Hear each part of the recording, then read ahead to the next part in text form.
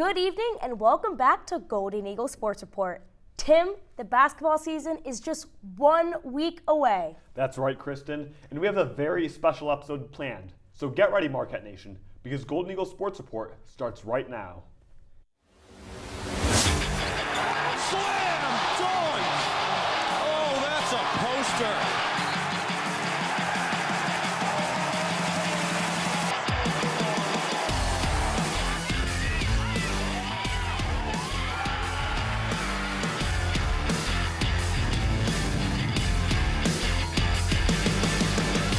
From the Jeannie Hayes Virtual Studio at Marquette University, this is Golden Eagle Sports Report. Marquette gets the rebound, and the champions have gone down! Hello everyone, I'm Kristen Parisi alongside Timothy Littell. Well, the Golden Eagle edition of the Marquette Tribune came out today, and basketball season is right around the corner. So tonight we talk all things Marquette men's and women's basketball. But before we get into that, the Xavier Musketeers advance into Golden Eagle territory at Valley Fields. The Golden Eagles strike first when senior midfielder Katrina Wetherell capitalizes on a deflection, giving Marquette a 1-0 lead 33 minutes in. But 10 minutes later, senior goalkeeper Mickey Easter makes an impressive save, but leaves junior forward Grace Blumfelt with a clear shot, giving Xavier an easy goal. Xavier and Marquette head into the half tied at 1. And Mickey Easter saves what could have been a scary goal by taking flight and snatching the ball mid-air. Marquette and Xavier fail to score for the rest of the second half and leave Valley Fields in a tie. And this draw officially ends the women's soccer team's postseason hopes and 2022 campaign. But now, Tim, the countdown is on. We are officially 6 days away from year 2 of the Shaka Smart era. That's right. The Marquette men's basketball team opens up its 2022-23 campaign next Monday against Radford. And before the first tip-off in Pfizer Forum, the team hosts an open practice to give everyone a sneak peek of the new squad. The team is composed of 10 returners, 1 transfer, and a talented first-year class, including high school standout Sean Jones. And after losing Justin Lewis and Daryl Marcel to the NBA, Coach Smart is searching for a new scoring juggernaut. This year's new motto is EGBs, Energy Generating Behaviors. Smart adds this motto in hopes of creating a big defensive year for the Golden Eagles. We have been super aggressive on the defensive end of practice, flying around. Our personnel, we have it so we can kind of guard. Each guy can guard all 5 guys because we all help each other. There's never really a mismatch anywhere on the court because it's never a one-on-one. It's 1 against 5. So 5 guys guard the ball. We're going to fly around and try to cause havoc. David. And in addition to 3 first years, Shaka and his staff add former NAIA Player of the Year Zach Reitzel as a graduate transfer. And right away, his teammates can see his impact on the court. He's a great guy that, comes in, works hard. He's a guy that's just going to go out there and just give everything he has on the floor on both ends. And that's what we need. We need that toughness, that fire, to win, that fire to get stops on the defensive end and just on offense, just, being confident and aggressive. I feel like Zach, his ability to learn and to pick up stuff on the fly, like right away. I mean, he's been great, and I feel like he's going to be a big key to our success this year. So, yeah. And Tim, even if the men believe they have a talented group, the rest of the Big East is not 100% convinced. Yeah, even with their 6th place finish last year, the rest of the coaches in the conference have Marquette set to finish 9th in the preseason this year. And that's the 2nd straight year the men find themselves 9th in the preseason poll. And with these new changes come new responsibilities. And junior forward Oso Iguodaro has now taken the new nickname Point Oso in hopes he can become a new floor general for Marquette. I know that wherever I'm at on the court, I know that he's looking for me, and that's the biggest thing, playing with another playmaker. I know exactly how that works because I do the same thing. So whenever he has the ball, I'm ready to move at any time because I know he's going to find me if I'm open. So that would be the main thing about playing with him and just getting really comfortable with him. They talked about it kind of at the end of the Although the team's surprising run last year ended in a heartbreaking loss in the first round of the NCAA tournament, Smart is ready to focus on the relationships, growth, and victories in year 2. You know, we're about relationships, growth, and victory. Those are our 3 core values. That's not going to change. So we're not trying to reinvent the wheel, but I'm trying to be better with relationships. I'm trying to make sure that as a staff, we do an even better job of helping our players grow. Trying to do an even better job of helping them understand what goes into winning and how to create success, not just in a basketball game, but in life. And so, yeah, we reset, but... And what better way to preview the basketball season than with a game between 2 of our veterans? Basketball beat reporter Jackson Gross and executive director Andrea Muzu. Both, it's great to have you on the show. Yeah, let's get started. I'm really excited to get this one rolling. So we are going to play a fun game here today. So I'm going to say a statement about the men's basketball team this season, and you're going to tell me, is that an overreaction or an underreaction? So let's kick it off. The men will make it back to March Madness and get their first win in the Big Dance since 2013. Andrew? Marquette fans love to see Marquette win, of course. There's not going to be a whole lot of that this year, so unfortunately that's an overreaction.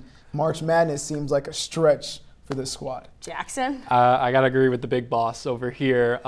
Marquette, they have some talented players, but a lot of players who hadn't had that experience of being a lead player, a star player in the NCAA. So I got to say that's an overreaction. I will say, though, that their experience in last year's tournament might help them in the regular season. You know, they just got stomped by North Carolina. What experience will they have if they just couldn't play? Some of the returning players, I guess. Okay. Especially some of the people that they're going to rely on for scoring as well. So who knows? This team could surprise us like they did last year, but I guess we'll have to see. Yep. Okay, so if they don't make the NCAA tournament, they will still make some kind of postseason tournament this year. I got to say that's an underreaction. I think they actually will. I think I had them finishing 7th in the Big East. I think that's good enough for them to make the NIT, and I have them making them to the round of the 32. I think they're a little bit better than 9th. I think they could surprise some people with a couple of upset wins here and there, but overall I think no NCAA, but NIT for sure.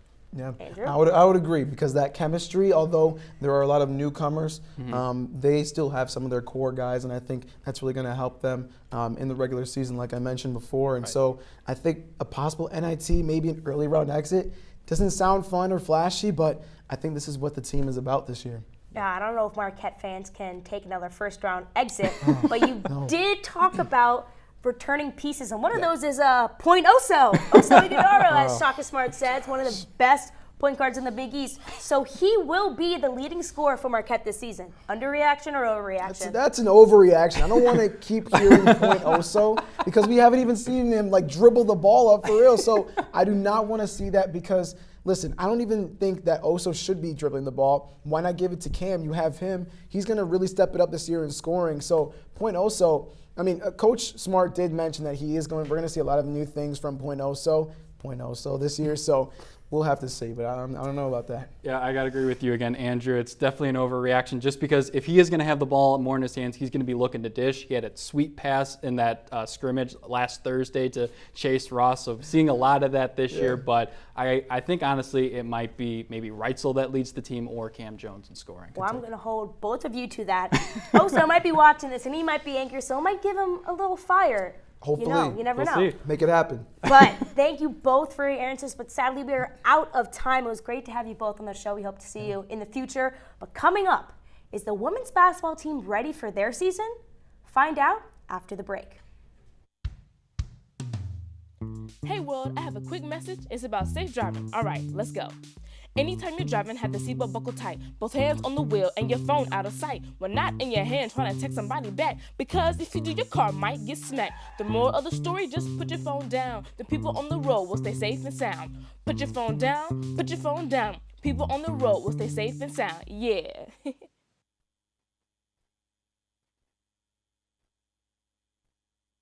Roll over. When you adopt a shelter pet, you discover all the things that make them unique.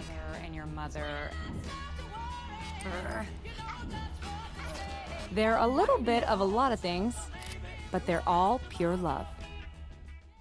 Every day, millions of people are connecting. Father, cosplayer, mentor, actor. It's time we take a step forward, come together, and discover how accepting our differences Can make us stronger.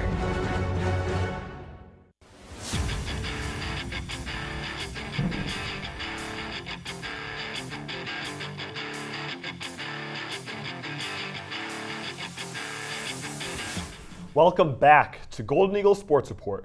Once again, I'm Timothy Lateau. And I'm Kristen Parisi. Well, Tim, the women's basketball team hosted their media day this past Monday, giving an inside look on their season preparations. The team, while comprised of a few new players, is working hard to open their season with their best foot forward in less than a week. Yeah, I think preseason is always really exciting just because the pieces start to fall into place a little bit. We have great freshmen, we have a great transfer, and I'm really excited to see how we do this year.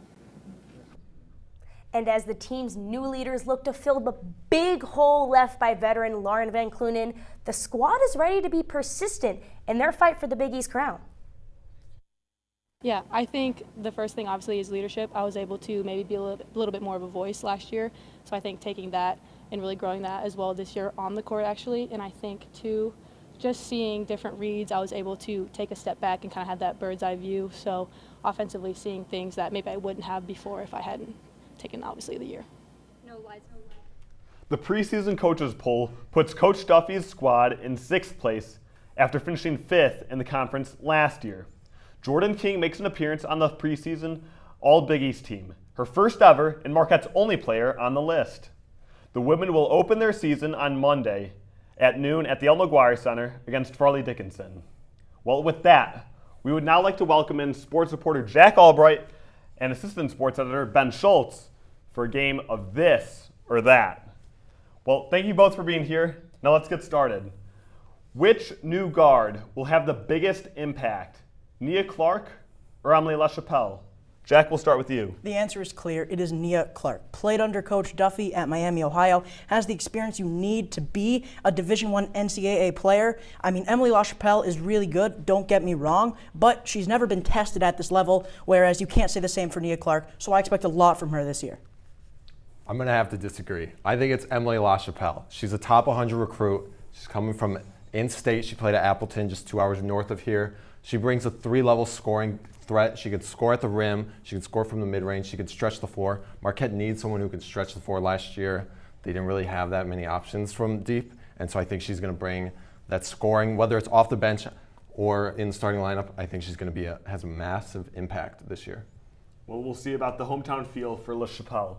Well, who will be the bigger lost, Lauren Van Clunen or Carissa McLaughlin? Ben? I'm going to go with Carissa McLaughlin. Last year, she was their main deep threat. Last year, they didn't really have many three-point shooters, and she played so many minutes for this Marquette squad. Last year, she played every minute in 5 games, and she helped Lauren Van Clunen get her shots in the post by being able to stretch the floor. I know she was the second leading scorer, and Lauren was the first, but I just think she widened the offense, had such a big impact for them, and so I think that's why.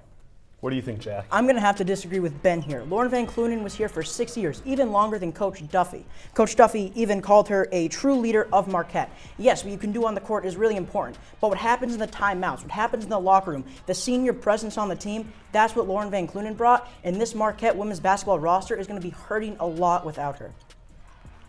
Well, who do you think will lead the team in scoring opening night? Senior guard Jordan King or junior forward Liza Carlin?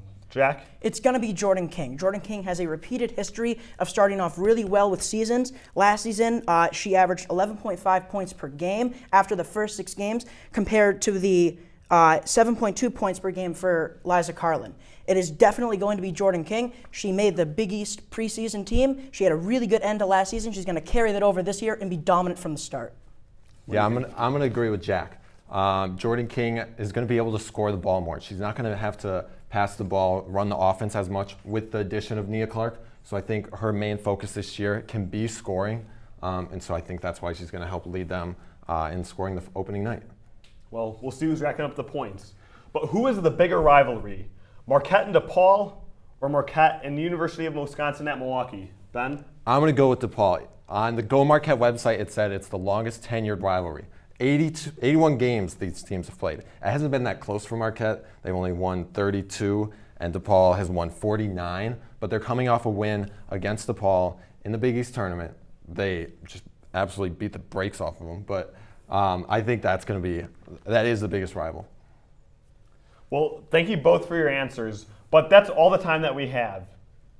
Coming up in pro sports, who will be the Brooklyn Nets' next head coach? Plus, which team made the best moves in the NFL today? We dive in after the break.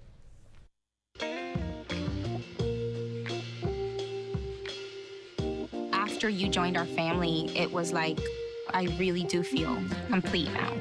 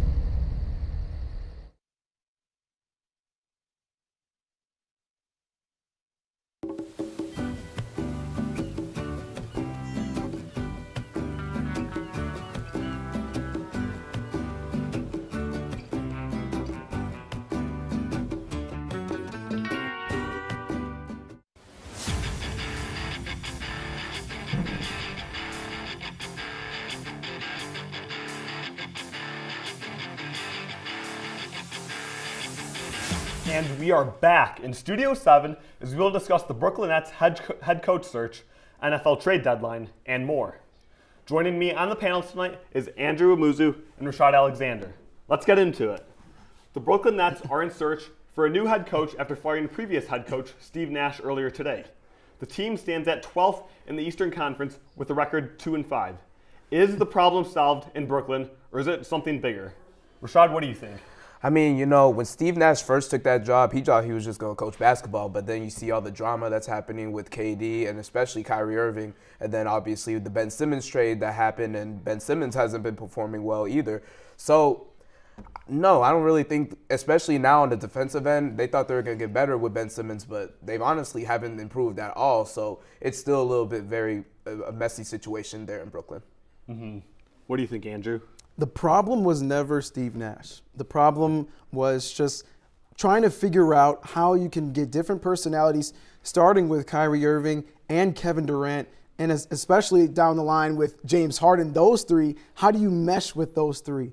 Obviously, that didn't work out. So then they bring in Ben Simmons. That was their next challenge. It was not Steve Nash. But I will say that Steve Nash was not the right choice for a hire because he's never coached.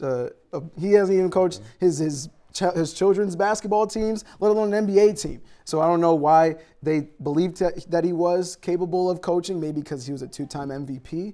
But that was never the problem. So the problem's not solved until they can figure out how they're going to really work with Kyrie Irving, Kevin Durant, and Ben Simmons. So, you know, it's going to be a work in progress. They just beat the Indiana Pacers, but that's not really an achievement. Yeah, that's for sure. Certainly a lot of work ahead of them. But with all this happening, is this closing the door on the Nets' opportunity for a championship this season? What do you think, Andrew? This is not. As long as you have Kevin Durant and Kyrie Irving, that window is never closing because they are just too good to be doing that. But, I mean, last year's playoffs, they kind of proved that, you know, they're going to need more than those two. But as long as you have them, they're going to be a threat. And so they're going to continue to build on their roster. I believe that to be true. But the thing is that they really need to work on that chemistry, like I said before. And I think as the season progresses, Ben Simmons will become more comfortable in his role, and they'll figure it out. But it's going to take some growing pains for sure. Well, they've got a deficit already, but what are your thoughts, Rashad? I mean, come on. They had KD, Kyrie, and James Harden, and they didn't really go nowhere with it. Like, come on now. So, I don't know. And Ben Simmons, like I said, I know you said we got to give him some time, but at the same time, I just don't know. I mean, he's supposed to be better now, right? Of course. But they went to the Eastern Conference Finals. Or the second round at least. And if Kevin Durant didn't, you know, his shoe size was a little bit small, they could be champs right now. Okay, So but what they're do you not. mean? But we're not. They're not champs right now, and I don't know. I think they do have a chance because those are very two talented players. Of course, and of yeah. course they're averaging 30 right now, both KD and Kyrie. But I don't know. That team needs a lot of help, and it's not just with the coach. Well, time will certainly tell. But it's been a loaded day for the NFL trade deadline, ending at 3 p.m. Central. Some moves could prove to be crucial for team success in the second half of the season. Who are the winners and who are the losers of the day? Andrew? Well, let's just say that success has come through and from the city of Chicago. I know we all can relate to this because we come or from that city or around that city. I know, Rashad, I won't say that I'm from Chicago, so All right, thank you you. can Thank relax. you, thank you. I was about to get mad. But Roquan Smith going to the Ravens, Robert Quinn going to the Eagles. The rich get richer, especially with the Eagles situation. But on top of that, we get Chase Clay. We, as in the city of Chicago, because that's who we're going to represent today, because we're all fans of them. But Chase Claypool is coming, and he is going to help Justin Fields kind of develop as a QB with actually competent wide receivers. And so, those are the winners. Those are the three winners. If I had to choose one, the Eagles, they're undefeated. The rich get richer. They have Roquan Smith, for crying out loud. What more can you ask? And so, those are the real winners. But, hey, the city of Chicago, those are the real winners, for sure. We'll see. Yeah, they were leading the league, and Roquan Smith leading the league in tackles. What are your thoughts, Rashad? Yeah, I feel like the Claypool trade was important, but Justin Fields, there's going to be a lot of pressure on him right now because, the one thing obviously was because he doesn't really have the best receiver score. I'll put it in the nice way. But now with Claypool, now he has a real weapon. So now we really get to see, hopefully, if he can make that late second-year jump. Because that second-year jump for QBs is always very important. And I feel like with Claypool, hopefully something big will happen soon in Chicago. Hopefully. We'll have to pray. But, they're still the Chicago Bears, for crying out loud. So we really don't know what's going to happen. So, yeah. It's a never-ending battle, it seems. Oh, my gosh. Tell me about it. Well, back in 2017, the Astros beat the Dodgers and won the World Series. However, they were later exposed as cheaters. Flash forward to today, and the Astros are back, and so are the accusations. Rashad, what do you think of the speculation that the Astros are cheating again? Yeah, so apparently there's more information coming from the World Series saying that Martin Maldonado was using a bat he's not supposed to be using. I believe Framber Valdez was seen wiping his hand and stuff. Look, this might be a hot take, but I feel like a lot of people are overreacting. Yes, I know the Astros cheated. Look, yes, I know they cheated back in 2017. They're overreacting? But look, we got to understand the success that this team's had even after that and even after the things that they got taken away from them. And they don't even have Carlos Correa or George Springer anymore, two very important players in that World Series run. And now look at them. They're back in the World Series tied right now. So at the same time, I feel like a lot of people are just dragging it and are just mad that the Astros are winning right now. How are they dragging it? They won a World Series based off of cheating, and here they are doing it again in the World Series. How is that cheating? But they've been back to the World Series twice.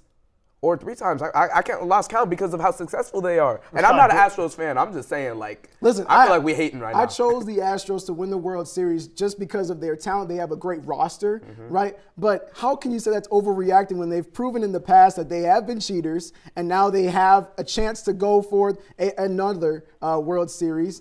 When, how can you say that's an overreaction? This is something that can be really concerning because how come we haven't heard this about any other team? How come we haven't heard this about the Dodgers? They have another skilled lineup, but we're not hearing about them cheating. Why is it the Astros? What's going on in Houston? We knew what happened in Houston earlier today. Yeah. Rest in peace, Takeoff. But for sure, what's going on in Houston? What the heck is going on in Houston? Rashad, this is my question for you.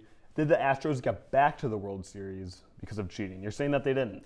I don't feel like they did that. I don't feel like they cheated again because they took away a lot of draft picks because of that. And I don't even know how their future is going to look really even after those draft picks being taken away. But I don't think they're dumb enough to really do that again. If that's the case, then it's like it ain't looking good for them. But right now, I don't know. They're looking like a really dominant team, and I I don't know. It's just I don't think they're cheating again. Let me ask you a question. So, you're coming from the north side of Chicago, repping the Chicago Cubs. Go Cubs. If the Cubs were in the World Series, would you be saying the same thing right now? Because I feel like this is a lie. Would you be saying the same thing that the Astros are not cheating?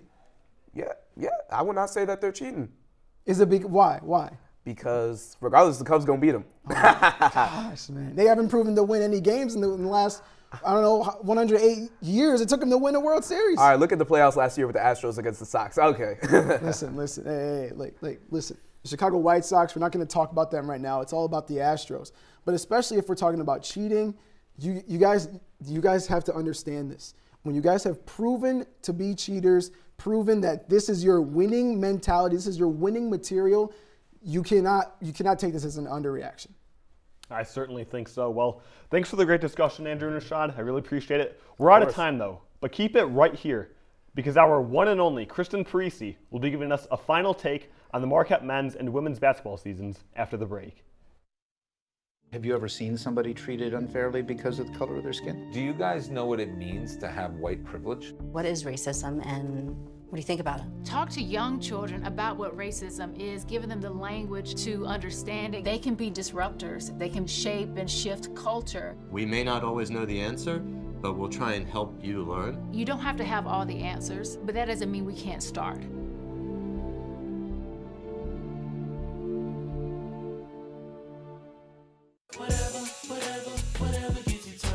There are a lot of ways to reach out to a friend about their mental health.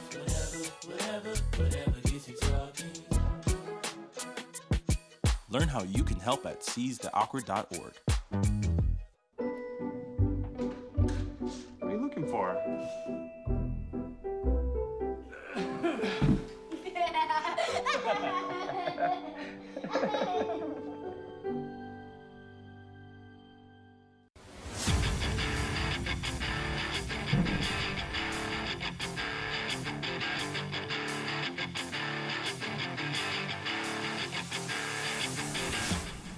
It's been 229 days since the men's basketball team last played a real game.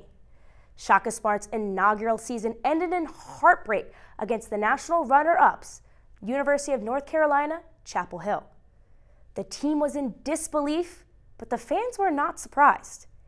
It's been almost a decade since the Golden Eagles won in the big dance, and after the failed experiment with Steve Wojciechowski, everyone was ready for a new change.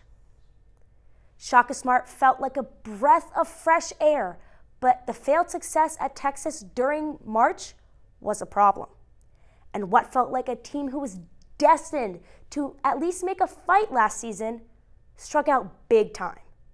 Now the men are without last year's top scorers in sophomore forward Justin Lewis and graduate student Darren Marcel. But Smart and the team are convinced they have found their new playmakers. Sophomore guard Cam Jones is coming off a first-year campaign on the Big East all-freshman team as a unanimous selection. Sophomore guard Stevie Mitchell's strong defense is thought to be one of the best on the team. And even junior forward Oso Ighodaro is thought to be one of the best point guards in the Big East, according to Smart. But the second half slump has been a recurring theme for Marquette, and going from a top 25 team to a first-round exit is not exactly what Marquette fans had in mind. And when the season tips off next Monday, the weight of a positive fan base is on Smart's shoulders, and the goal will be to bring out the March magic instead of the March sadness all over again. And then on the women's side, they lost all action 221 days ago when they saw their March magic slowly fade into thin air. The University of Toledo came into the Al McGuire Center and broke the hearts of the Marquette faithful, eliminating the Golden Eagles in the Sweet 16 of the Women's Invitational Tournament. It's been no surprise that Megan Duffy has brought great success to this Marquette program, but one big thing is missing: a piece of hardware. The Golden Eagles went to 5 straight Big East title games, but were only able to bring home the trophy once. 2017 was the golden year for Marquette, but that championship run was under the reins of Carolyn Keeger. In 2019, Duffy was named the new head coach of the women's basketball team, and the hope of championship magic remained the same. Although this time, there was nothing to show for it. Now Duffy and Marquette will have to figure out how to go out without their heart and soul in graduate student Lauren Van Clunen. 6 years later, the great era of LVK comes to an end, and now will be in the hands of the future generation to take her place. Senior forward Kennedy Miles will be expected to play a bigger role after her underwhelming first season in the blue and gold. Junior forward Liza Carlin will have to step in and become the new backbone down low for Duffy and the team. Will senior guard